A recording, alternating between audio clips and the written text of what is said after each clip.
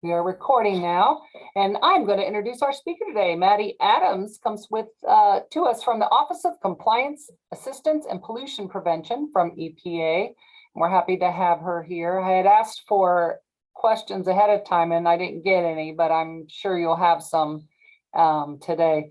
Maddie Adams is a compliance assistant coordinator at the Ohio EPA, where she works with small businesses, which are a lot of what our membership is, and the public to explain Ohio EPA's regulations and provides hands-on help with permits and permitting. She's been with them for over 8 years and has experience with all different divisions within the agency. And she has an almost 12-month-old baby boy. I'm partial to boys because I have 3 boys. So, and my baby's going to be 16 in a couple of weeks. So although it's crazy time for you, enjoy every minute of it, because I miss those days sometimes. There are benefits when they get older, but I do miss the hugs and the kisses and the giggles and all that. But without further ado, I turn it over to you, Maddie.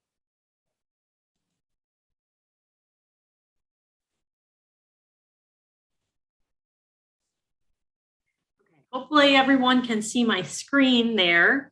Yeah, so my presentation here this afternoon is going to go through some of the broader aspects of Ohio EPA's regulations with a focus on small communities and businesses.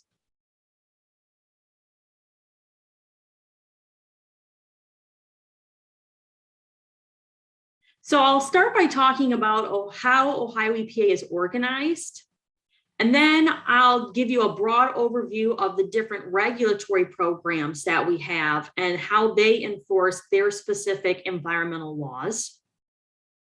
And at the end, I'll talk about my group specifically. So I'm with the Office of Compliance Assistance and Pollution Prevention, or OCAP for short. And I'll go through some of the resources that my group has to help small businesses and communities be in compliance.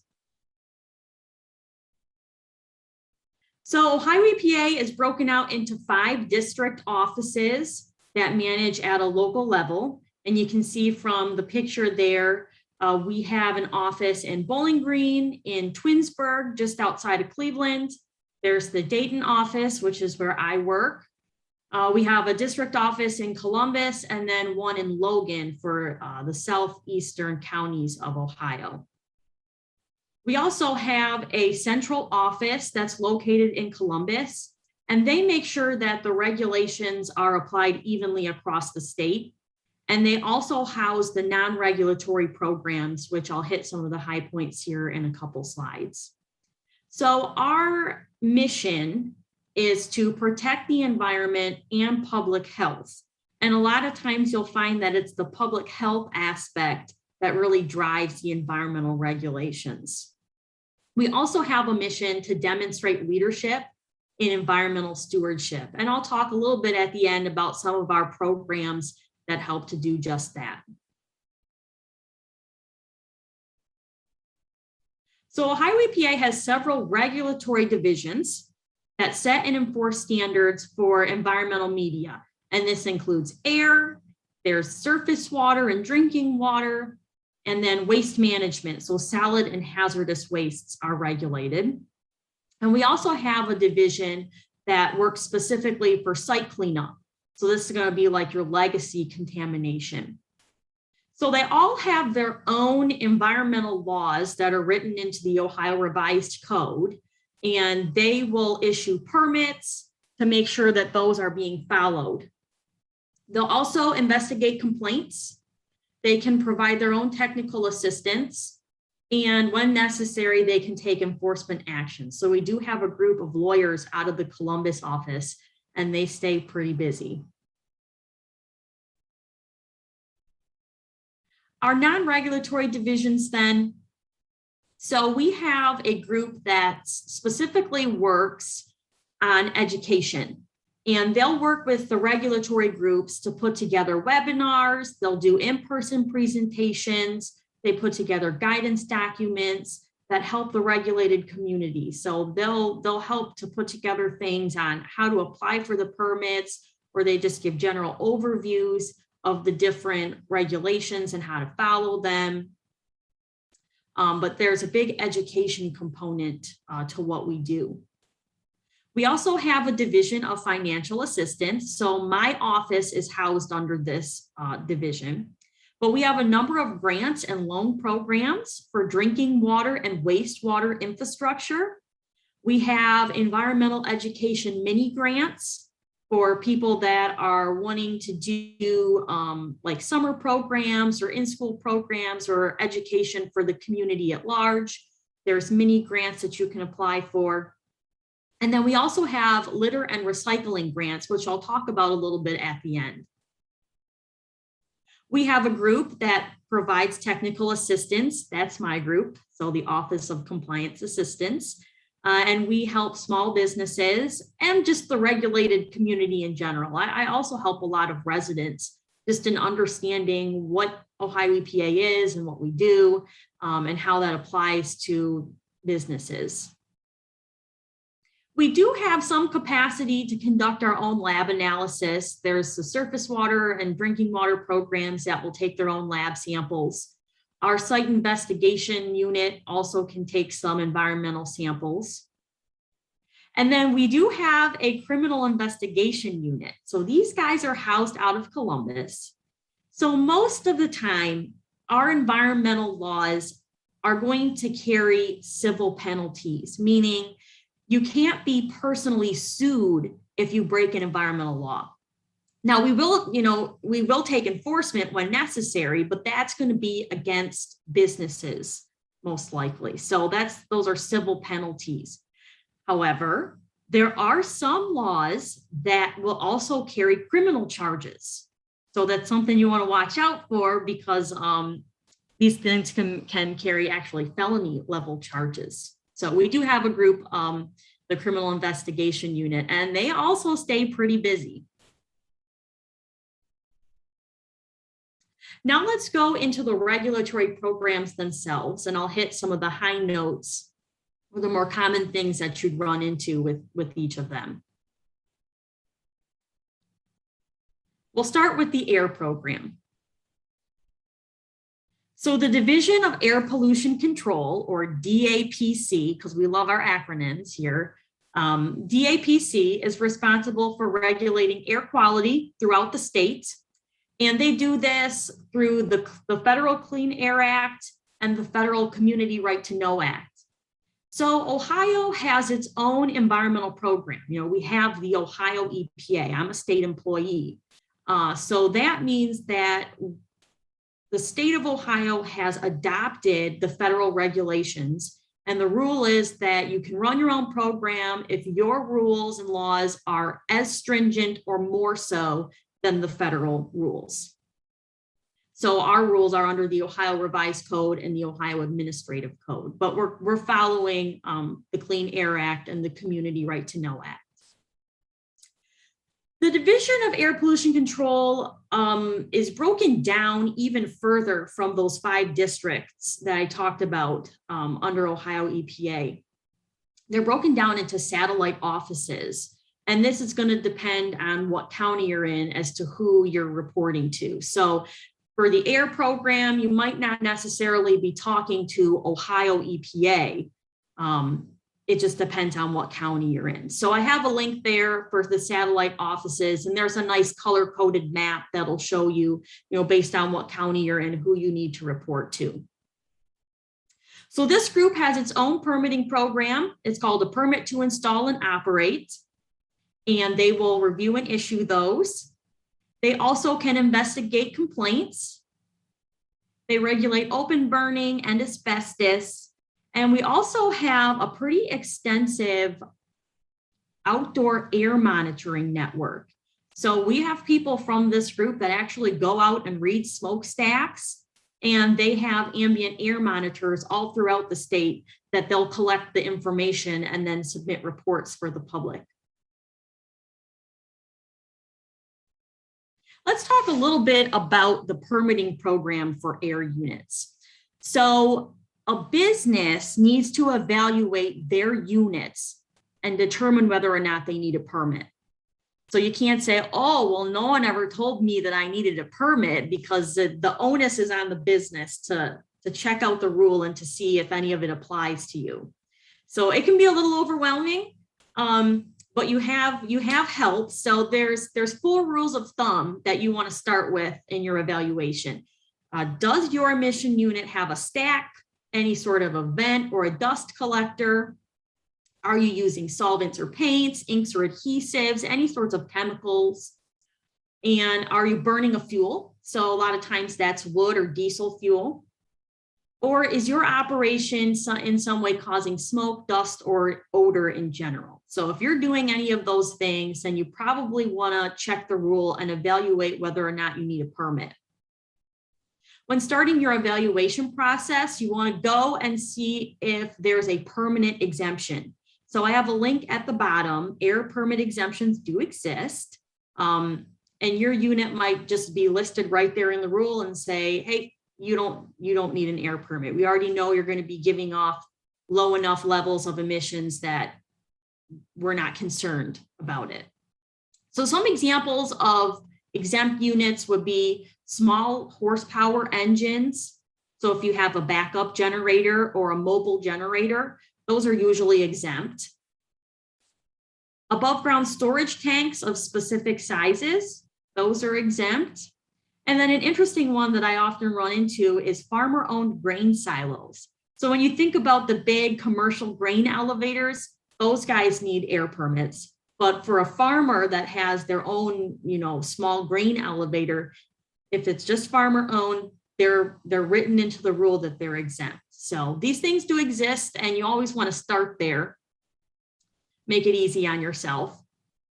If you don't meet a permanent exemption, then you want to evaluate your emissions, and you might be under a threshold of what's called de minimis. So that's 10 pounds of emissions a day. If you're emitting less than that, then you're de minimis and you're exempt. We also have permits written into the rule itself.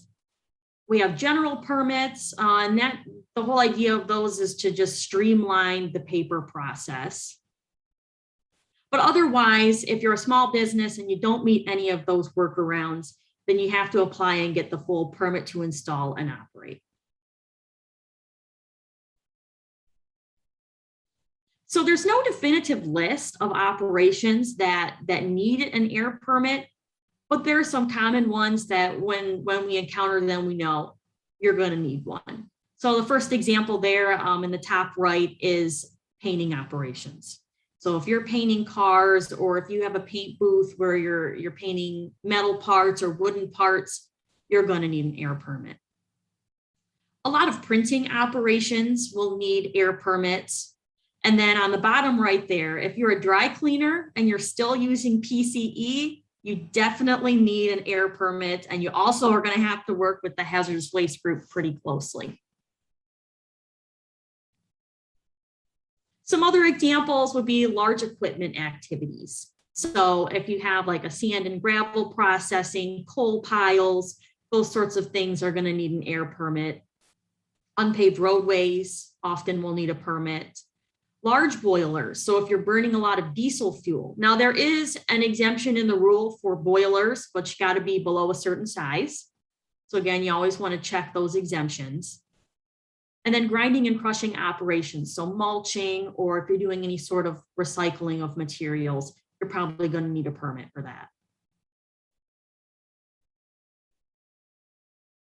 So that's the permit to install and operate side of things. But the AIR program also deals with other sorts of emissions. And this one here is for asbestos. So demolition and renovation projects might need to do a notification and get approval under the asbestos rule. There's a lot of ins and outs to the asbestos rule and who needs to apply, and there's exemptions, which are really nice, but it's not always very intuitive to understand what you're supposed to do. So I have contacts there for the asbestos program. They actually have a phone line that they operate Monday through Friday, 8 to 5. And they also have an email that they're checking continually throughout the day. So if you're doing a demolition or a renovation project, just call them or email them. and they're going to know off the top of their head whether or not this applies to you. And they'll actually walk you through the application process if you do need to do the notification. So I have a link there also to the asbestos webpage. So if you're still not sure, or for some reason you can't get through to that main number there, each county has been assigned a contact for the asbestos program. So it's there under the contacts tab on their webpage, but you definitely want to reach out to them before you start. Open burning is another thing that the air program regulates, but this is one of those media that's regulated at the state level by Ohio EPA or your local air agency, and also at the community level. So a lot of times your health department and your fire department will also have regulations that you're going to need to follow for open burning. Additionally, one we don't run into too often, but it's good to know that it exists. The Ohio Department of Natural Resources, the Division of Forestry, also has some restrictions, and their restrictions are the time of day that you can burn. So contacts vary in that first link. Again, open burning, each county has been assigned a contact. So if you click that link, it'll take you to the contacts for the Division of Air Pollution and Control. It's always good to start with them, but just know that they might kick you to these different groups as well. So not all types of open burning activities need to do like a notification and approval. And that's going to be like your backyard bonfires. There are restrictions. So there's a setback, there's size restrictions. And then, like I said, with ODNR, there's time restrictions. If you're in an unincorporated area, there are certain times that you can burn. So it's good to be aware of those. But then prescribed burns will require a notification to the Division of Air Pollution Control. So that's going to be things like if you're a fire department and you're purposefully burning down a house or a car, or if you're doing some sort of like grassland burning, things like that, those will need to go through a notification process. And that's at our website under that contacts link. Finally, for the air group, they also regulate emergency planning reporting. So this is under the Toxic Release Inventory Reporting, or TRI. So there's a list of chemicals and usage thresholds, like gallon thresholds, that if you're using these chemicals and you're over the limits, then you need to report to the state and to your local authorities for the local emergency responders, so that they can have a plan in case there's ever like a statewide emergency, or if you have an issue at your facility. So you would be reporting the types of chemicals and substances that you're using, the amounts that you're using, and then also giving a general overview of your facility activities. You'd be reporting potentially to the State Emergency Response Commission, to the local emergency planning committee, and your local fire department. And again, that's for emergency planning purposes. But that group is housed out of the Columbus office. I have a link to their webpage there at the bottom. There, again, is a lot of ins and outs to that particular program. And the list of chemicals and usages can get a little confusing. So it's always good to go to the source if you have questions. So like I said before, along with other regulations, the onus for determining if you need any of these permits is on the entity doing the polluting. So that can be overwhelming. I have some resources listed there. Always start with your local air agency, because if they don't know, then they're going to know who does, and they'll kick you to the right group. Ohio EPA also has a permit wizard. So you can go online. It's an online tool. It's free. And you can put in your generic information. You don't have to say where you're located or what your business's name is, but you can put in information about what you're doing at your facility, and it'll spit out a short like guidance list of what regulations might apply to you and what ones you should take another look at. And then also OCAP, my group. So my office is set up across the state to help businesses do just this. So we'll help you evaluate if any of these permits apply to you.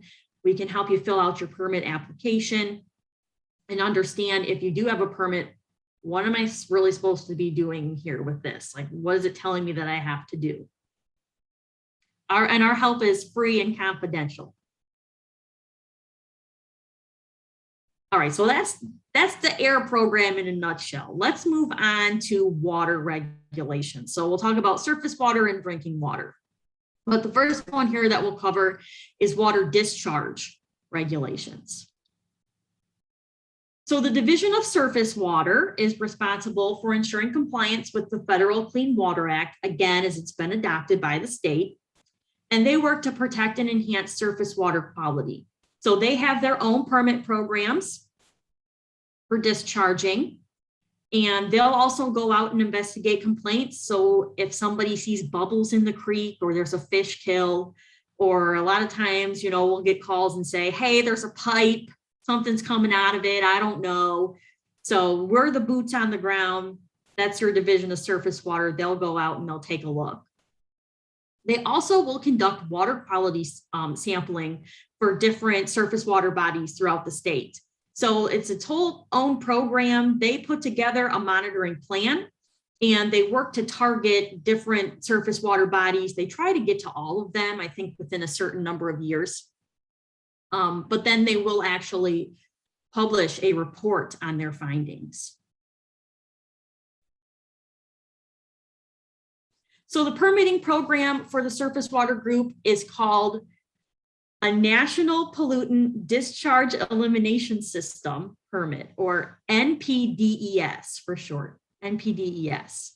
And this is needed when a municipality or a business wants to discharge a wastewater to waters of the state. So there's a couple vocab words there. A water of the state is a lake, stream, creek, or a ditch, even if it's dry periodically.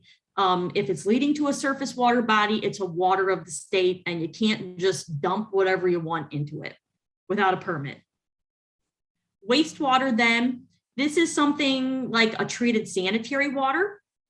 So in that picture there on the top left, that's a big municipal system. So they're going to take all of that water in, they're going to treat it, and it's got to go somewhere. They're most likely going to pump it to a nearby river. So in order to pump that treated water, even though it's been treated, you still have to have a discharge permit. Also, small discharging septic systems for businesses and sometimes for residents will also need this sort of a permit. So if for some reason you can't have a leach field, if you have an aeration system that's treating the water and then discharging it to the ditch, that's going to need a permit, an NPDES permit. If you're a resident and you have one of those systems, start first with your health department, because Ohio EPA's regulations typically only apply to businesses or municipalities. Every once in a while, you'll get some overlap into the residential realm. This is an example, but it doesn't happen that often. So always start with your local health department.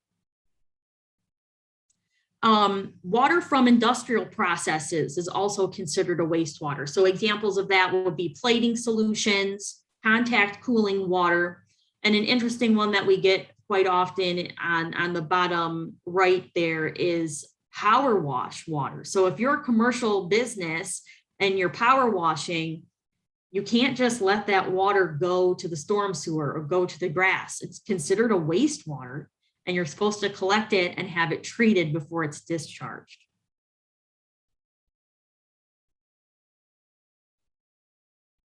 Another type of discharge permit is for stormwater. Again, this is an NPDES permit, but this is specific to industrial activities that are exposed to rain and snow. So think of like a facility that has a fueling center. If you're getting diesel fuel or whatever on the ground and it rains, it's going to be picked up and it's going to be taken to the storm sewer or to the nearby ditch. Material handling. So if you have things that are outside, exposed to the elements that could have oils or chemicals on them, then you need to put together a plan to reduce runoff from your business. This also applies to construction activities. So if you're going to be disturbing over 1 acre of land, then you need to get what's called a construction stormwater permit. And again, that's a plan for how you would reduce mostly sediment runoff from your project. The last one there, another mouthful, municipal separate storm sewer systems, or MS4s, as we like to call them. This is a community-wide plan. So communities themselves have to put together a plan to minimize runoff into the storm sewer from roads and other impervious surfaces. Now, there are some exemptions to needing the stormwater permit. So again, if you think this might apply to you, it's always good to start directly with the surface water program and see if maybe you meet some exemptions. Finally, then, under the surface water group, we also have wetlands permitting.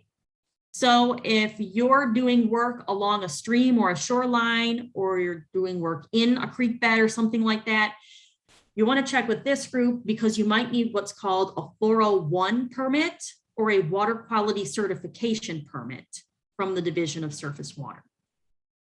So the wetlands group is housed out of Columbus, but they have people assigned to counties throughout the state.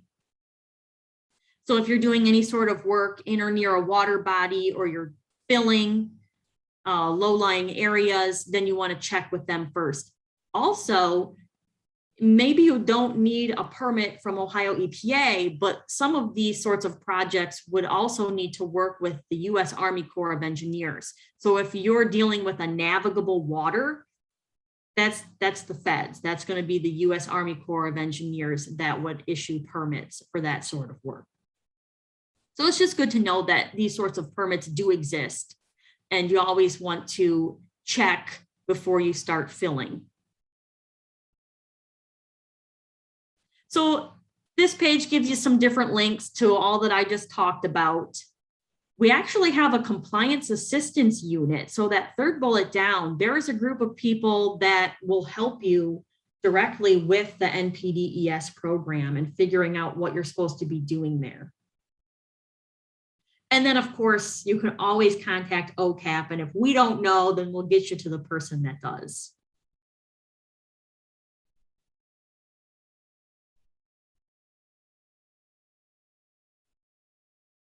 Let's move then to drinking water. So our Division of Drinking and Groundwaters is responsible for ensuring compliance with the Federal Safe Drinking Water Act, again, as it's been adopted by the state. And they also work to evaluate threats to sources of drinking water. This could be surface water bodies or groundwater.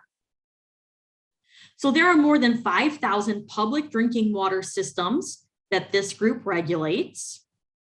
They also work with other state agencies on groundwater protection programs, and they can conduct their own groundwater quality monitoring.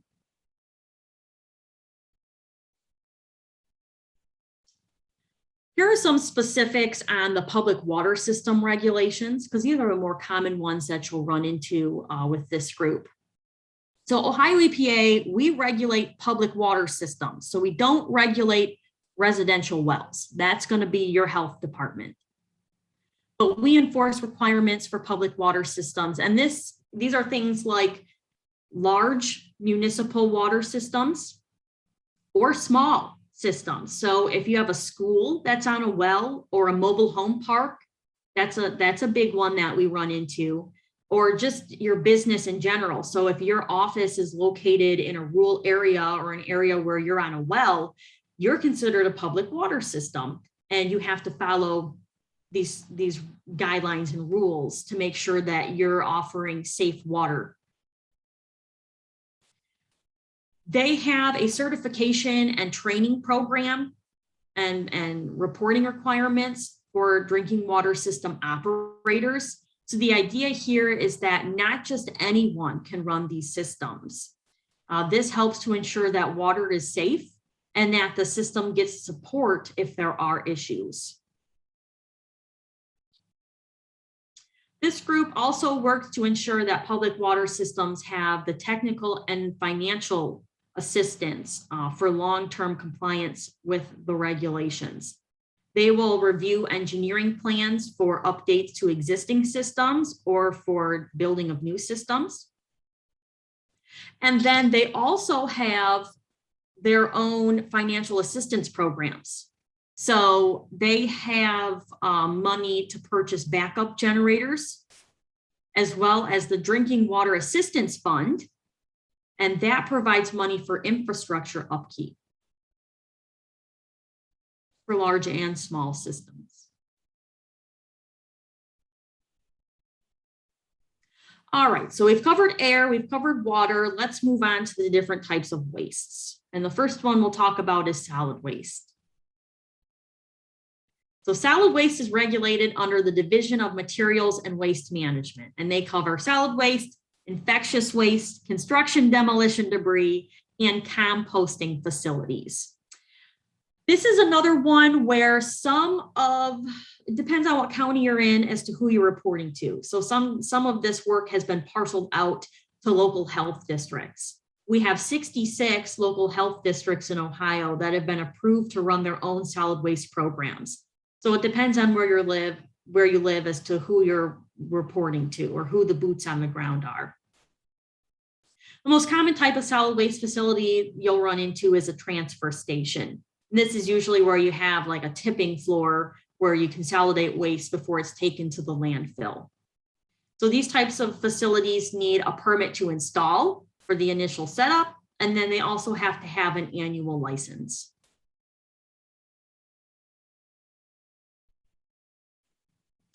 Composting facilities, there are 3 types, and it just depends on the type of material that you're composting as to what registration or license you need to get. In recent years, we've had a lot more Class 2 facilities that want to compost food scraps. So this is a noble quest, but the application process is actually really involved for these types of facilities. So you need to get a registration and an operating license. There are siting requirements, so they can't go just anywhere. There's odor control measures that you have to put in place. You have to sample your piles, and there's also leachate control.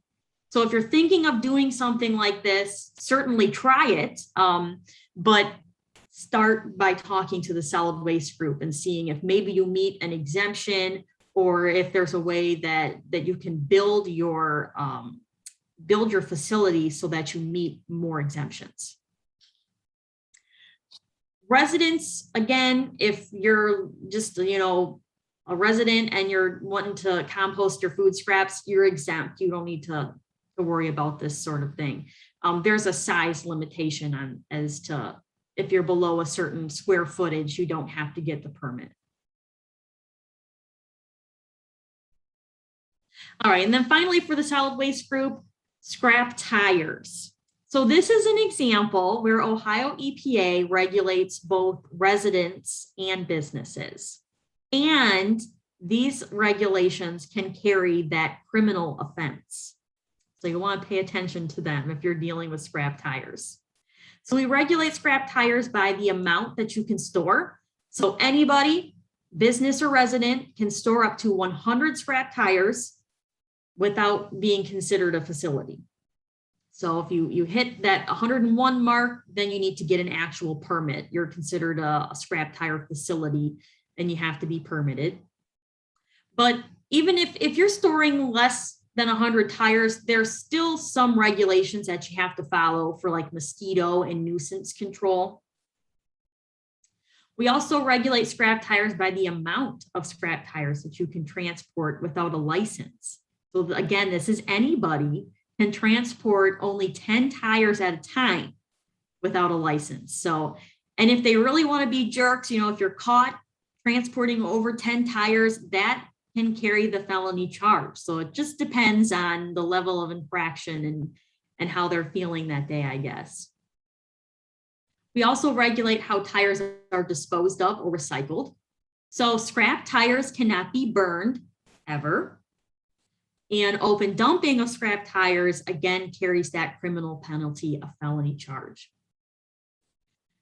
We also regulate the types of facilities that can dispose of and recycle tires. So if you want to be one of these facilities, then you actually have to get a permit. And again, there's pretty stringent siting requirements. They can't go just anywhere. All right, so that's solid waste.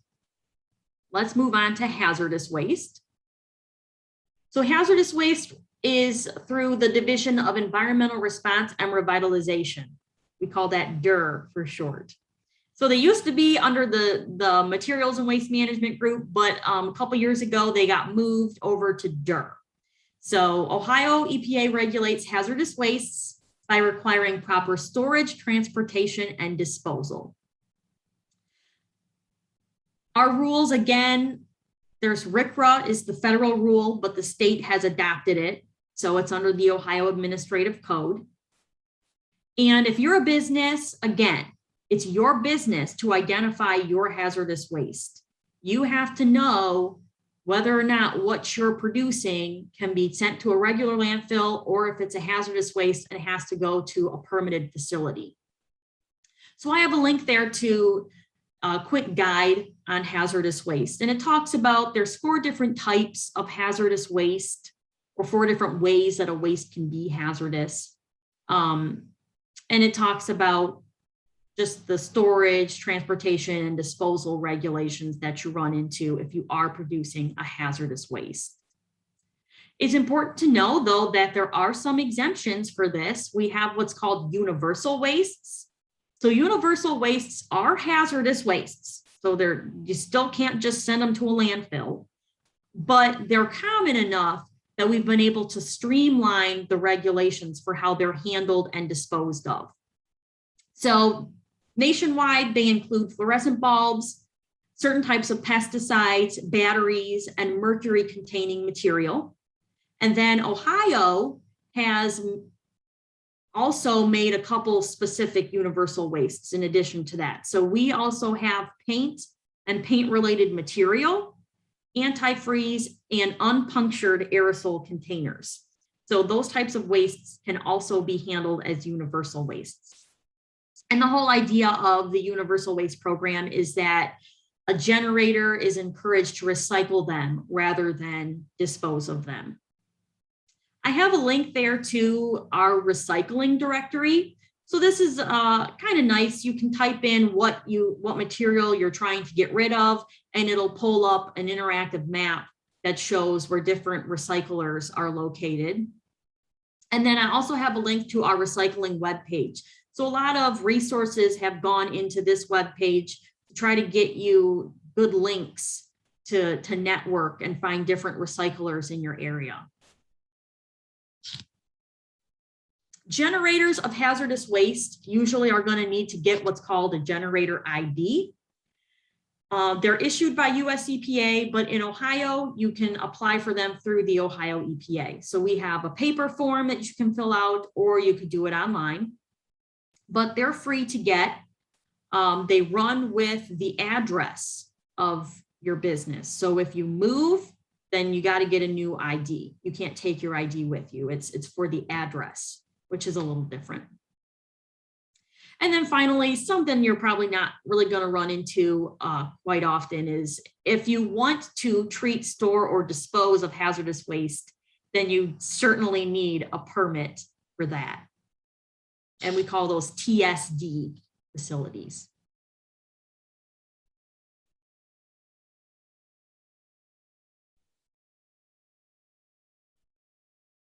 And then finally, I'll talk about our remedial program, so site cleanup. This is the other side of DER, the Division of Environmental Response and Revitalization. So Ohio EPA has a number of cleanup programs. We have the Voluntary Action Program. So this is something that the state, it's unique to Ohio. We've built this program ourselves and written it into the rule. It's for anybody who has access to a blighted property and the money to do it. Anybody can be a volunteer. It's loosely based on the federal RCRA program. but it again is specific to Ohio. We also have state enforcement and state RCRA closure for those that don't want to voluntarily clean up. And then if your facility is big enough, we'll kick you to the feds. So we also work closely with federal RCRA closure and federal Superfund, and that's more for like those abandoned or legacy sites. Military sites are cleaned up under the Federal Facilities Program, which again is housed under DIR. So the most common question I get when it comes to the remedial program is, where's the money for this stuff? So site investigation, site cleanup is very expensive. But unfortunately, Ohio EPA does not have money for residential cleanup or for private businesses. We used to have some funding, but that went away a long time ago. So we don't have anything for private entities. The first link there that I've given you, though, is for Jobs Ohio. Now, this is a private group, so it's not affiliated with Ohio EPA, but they do have funding for private companies and government groups.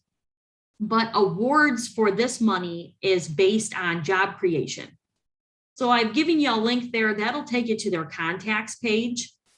But they do have some funding for site investigation and site cleanup.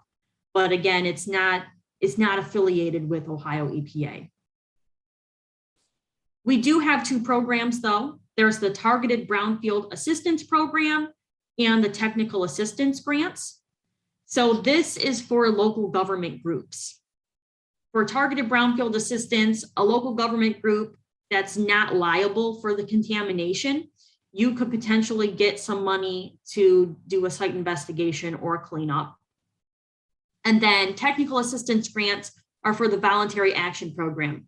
So under the voluntary action program, there's certain documentation that you have to put together and submit to DIR to review. And then you get what's called a covenant not to sue.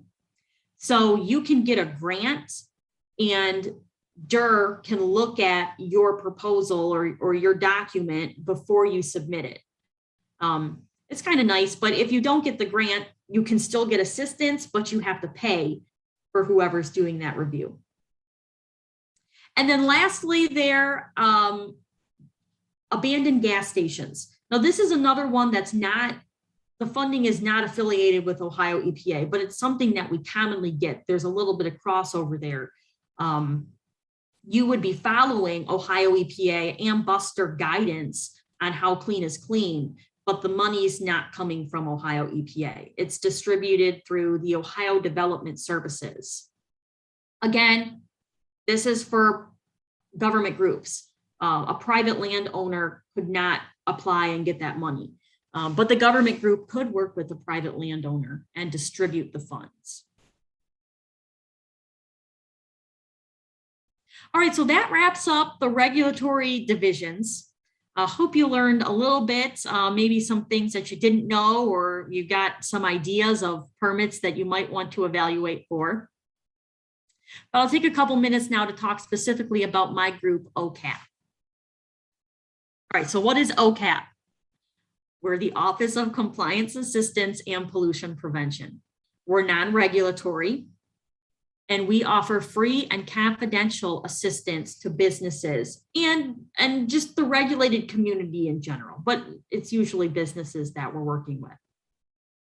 Well, we can help you understand Ohio EPA's rules. We can help you evaluate whether or not you need a permit, and if you do, we can help you apply for it. There's record keeping that often goes with the permitting process, and a lot of times you have to submit your records online. So Ohio EPA's electronic reporting websites are not always the easiest to navigate. So if you're struggling, we can help you with that. And then we are allowed to do some site visits. So if you want somebody from OCAP to come out to your facility and walk around with you, we can look at your waste streams. We can look at your records and just help you in general with organization.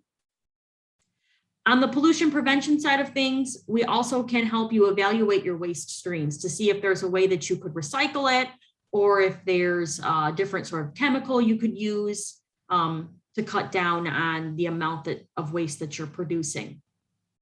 So we do have local contacts. We have 1 or 2 people in each of the district offices. I'm in the Dayton office, so there's me, and then Amber Hicks is also out of the Dayton office. But if you're still not sure who to talk to, we do have a hotline that we staff Monday through Friday, 8 to 5, and you're going to be talking to a real person. So it's not an answering service, it's us sitting there. I have Wednesday mornings, so if you want to come chat with me on Wednesday mornings, call the hotline. And then we also have a chat feature online. So if you're trying to navigate our webpage or you're just not sure, click on the chat button and you're going to actually be talking to a real person in OCAP. Again, I'm Wednesday mornings. So on the pollution prevention side of things, like the compliance assistance side, that's the bulk of what I do. But we also have this pollution prevention aspect. So there's 3 different things that I want to highlight about that. And the first here is our recycling and litter prevention grants. So we have 4 different types of grants. This is a big grant program. There's over $2 million every year that we get. And applicants can ask for, I think it's up to $200,000 or $300,000 for their projects. Now, there is a match to that. So if you're a community or a not-for-profit or a school, you'll have, I think, a 25% match, but then businesses, it's 100% match. So you could ask for $300,000, but you'd have to match that. So there's 4 different types. There's the community and litter prevention grants. And like its name implies, it's for community groups or local governments. But this is typically for tire amnesty days or just community-wide litter drives in general. You can get money for the materials to market it or for the actual like bins and disposal fees. We have a market development grant and a scrap tire reuse grant for businesses.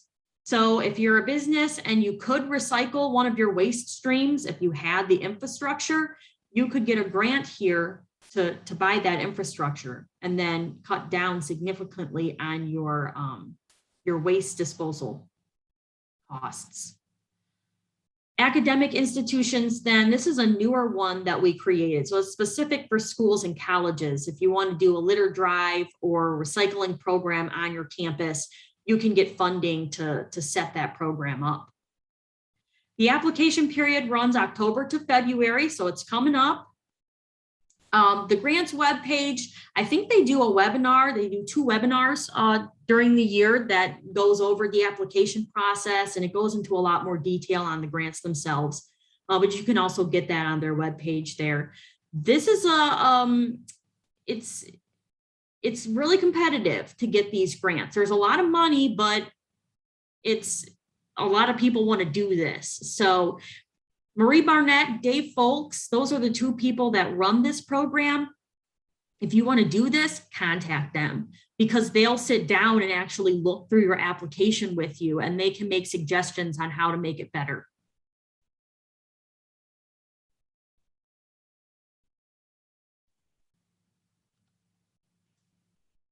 So along the lines of recycling, Ohio EPA has a web page for Ohio businesses where you can post your wanted and unwanted materials that can be recycled rather than go to a landfill. It's called the Ohio Materials Marketplace. So it's a free online platform. It's run by OCAP staff, so there's not regulators on there that are looking at your business and seeing what you're posting. But it's free, and a lot of times the materials that are posted are free or at a lower price. So the whole idea here is that we're trying to divert materials from landfills, especially if there is a recycling outlet. Some examples of things that have been posted: shelving, cardboard, steel, wood crates, rubber, plastics. There's all sorts of materials on there that if we can, we'd love to keep out of the landfill. And then finally, so we want people to do this stuff. We want you to be in compliance with the environmental laws. We want you to consider pollution prevention.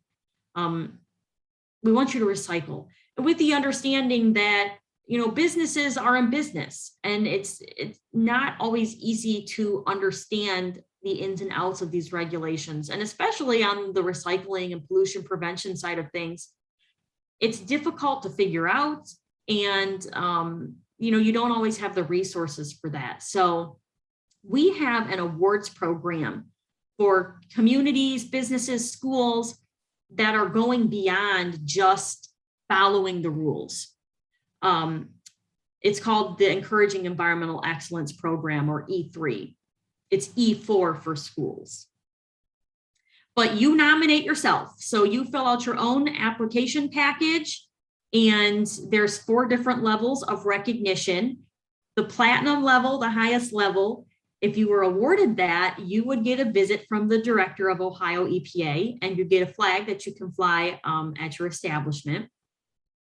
But even doing the achievement level is worthwhile, because it's something that you can show your patrons or your community that, hey, we're not just in compliance, we're going beyond that. The contact for that is Mike Kelly. He's really great to work with. He can actually look at your application as well before you submit it.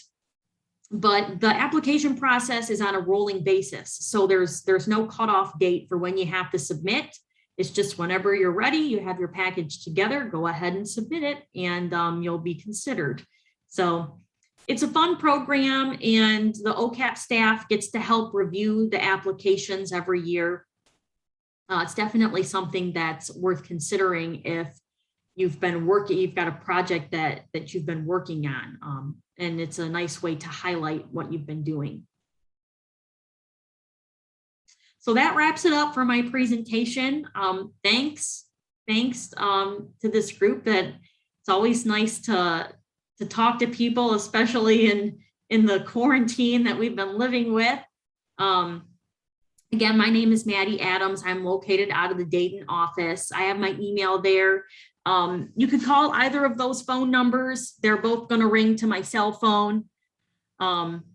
So Monday through Friday, 8 to 5. Thank you. And if you guys have questions, go ahead and type them in there now. And then would you be able to send me this PowerPoint so that they'll be able to click on all the links that you mentioned? And while we're waiting to see if anybody types in, the results from your seatbelt survey were 67% of you buckle up every seat every time, 20% most of the time and not every time, and 13% only when you're in the front seat. The good news is nobody said they never buckle up. But one of the things we do here at the Safety Council is traffic safety awareness, and we want 100% of people buckled up in every seat every time is, of course, our goal. So those of you in the front seat, or that only in the front seat, I could show some videos that might change your mind. Because if you think of people in the back as being projectiles, if you are in a crash, think about where they're going to go, and that's what happens. But I'm not seeing any questions being typed up. Ben, you wanted to add anything? Because I know we're right at 1 o'clock.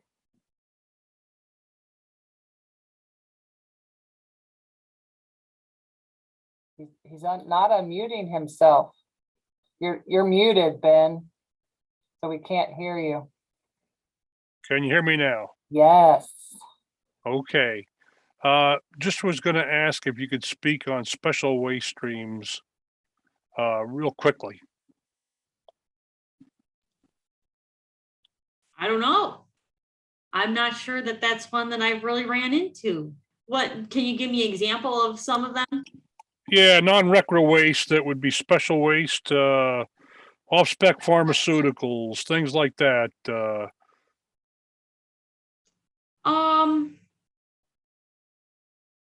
I'm not sure. I haven't ran into that. That is it. I don't know if it would even be under the It's not subtitle C waste. So it's subtitled D-waste, but it's special. In other words, and the way SWACO works, are you familiar with SWACO? The landfill up in Columbus? Okay. All stuff that comes out of a business is considered a special waste stream. So some of the stuff is manifested, but just a little different. But it's something that we used, especially with at Procter and Gamble when I was there. Off-spec pharmaceuticals, off-spec, hand creams and things like that that would not be able to go to a landfill. So we used it usually to waste to energy facilities. I think did you have some links, I think, in your presentation? People will be able to get more information on that, or maybe reach out to Ben if you need more info on that. But I wanted to be done here as we go past 1 o'clock. Yeah, next month, our meeting, we have Patrick Nelson, What's Your Safety Story? And he's from Loyalty Point Leadership. And I've heard great things about his presentation. I'm on info overload right now. This was a lot of information, but it's information we need and at home and at work. So a lot of good information. We'll make sure you guys get the presentation, so you'll be able to use all those links and click and get more for what you have your need at work. So without anything else, anybody have anything terribly urgent, or shall we depart? I don't see any questions. All right. Well, thank you, everyone. And thanks, Maddie, for a great presentation. You guys have a great month. We'll see you in September. Christy, could I ask you what date that is? September? Yeah. Is it The 25th? The fourth Wednesday? The 22nd. 20. I'm okay. The 22nd and the Yeah, topic. there are 5 Wednesdays in September, but it's the fourth Wednesday. Okay. The topic is what now? It is What's Your Safety Story by Patrick Nelson from Loyalty Point Leadership. He's one of the ones everybody was talking about that had some of the other councils. So, Okay. all right, everybody, have a great month. Thanks again, Maddie. Okay. Thank you. Bye.